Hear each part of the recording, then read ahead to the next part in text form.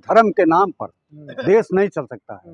हिंदू धर्म आपका नेपाल है, नेपाल हिंदू धर्म था, जिससे हमारे गोरखपुर से सटा हुआ नेपाल है, जिससे बेटी और रोटी का संबंध था, वहाँ हिंदू राष्ट्र था। आज क्या है नेपाल की स्थिति? किसी भी धर्म के नाम पर कोई देश नहीं चल सकता है।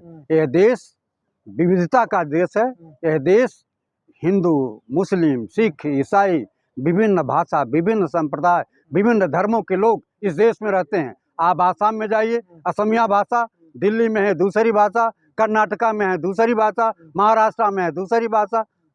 इस देश में हिंदू धर्म नहीं चल सकता है। एक धर्म के नाम पर हिंदुस्तान नहीं चलेगा।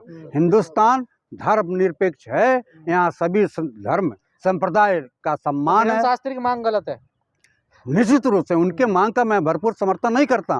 उनकी मांगे गलत हैं। वह हिंदू, देखिए नरेंद्र मोदी मध्य प्रदेश में जाते हैं तो कहते हैं धीरेन्द्र शास्त्री मेरे छोटे भाई हैं। तो छोटा भाई बड़े भाई का फर्ज अदा करके वोटों का पोलराइजेशन करने के लिए जो यात्रा निकाला है कि बिहार पे वोटों का असर पड़े। एक सनातनी हिंदू का कैसे विरोध कर सकता है हिंदू यात्रा का? आप भी तो सनातनी हिंदू हैं। मैं कट्टर ब्राह्मण और हिंदू हूँ, उसमें कोई दो राय है। देखिए, इसका मतलब नहीं है कि गलत बातों का मैं समर्थन कर दूं।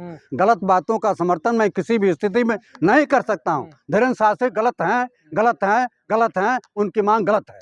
हिंदू राष्ट्र बनाने की बात निश्चित रूप से ये हिंदुस्तान धर्मनिरपेक्ष रहा है। यहाँ सभी धर्म, सभी संप्रदाय, सभी धर्मों का सम्मान रहा है, सभी जातियों का सम्मान रहा है। देश के तमाम बड़े नेता, तमाम बड़ी सेलिब्रिटी, अभिनेता, अभिनेत्रियों ने उनको समर्थन दिया है। आपने देखा होगा। केवल जो भारतीय जनता पार्टी को समर्थन करते हैं वही लोग उनका समर्थन करते हैं। बकिया हिंदुस्तान का मेरे जैसे लोग जो राष्ट्र प्रेमी हैं, जो राष्ट्र के हितैषी हैं, जो सभी धर्मों का, सभी संप्रदाय का, सब विभिन्न जातियों का जो सम्मान करते हैं, जिसमें हिंदुस्तान वो खूबसूरत सेहरा की तरह से है। जैसे एक धर्म राष्ट्र प्रेमी नहीं है, ये सवाल ही नहीं है। जो एक धर्म की बात करता है वो राष्ट्र प्रेमी नहीं हो सकता। दो मुख्यमंत्री गए हैं उनकी यात्रा में, समर्थन इसीलिए हुए, मोहन यादव हुए। भारतीय जनता पार्टी के इशारे पर उन्होंने यात्रा निकाली थी और भारतीय जनता पार्टी के लोग जाकर के उनका सम्मान कर रहे हैं, उनके साथ भोजन कर रहे हैं।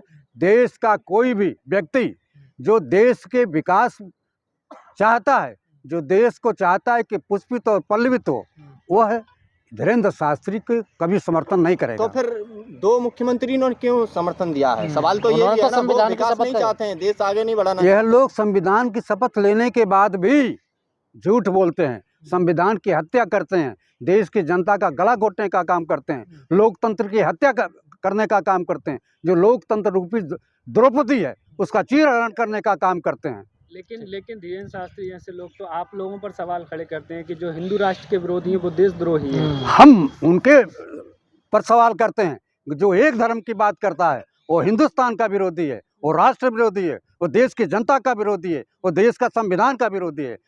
यह देश संविधान पर चलता है जिसको बाबा साहब भीमराव अंबेडकर ने लिखा है।